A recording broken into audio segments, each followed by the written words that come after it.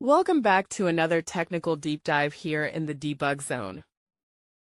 Today we're tackling a big question and breaking it down with insights from other users. Hopefully this clears up some misconceptions and helps you get the answer you need. So buckle up, stay a little curious, and let's jump right in.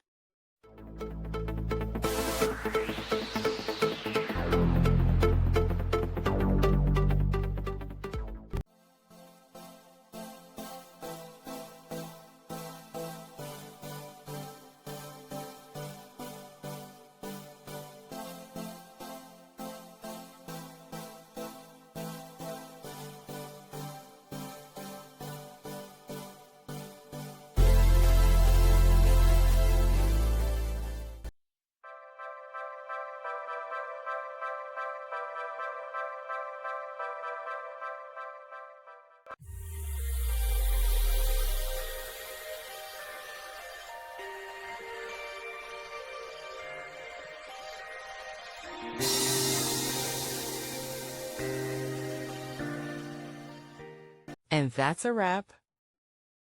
I hope you found the answer you were looking for. If you did, take a second to hit that subscribe button. It really helps out. And let me know in the comments which solution worked best for you.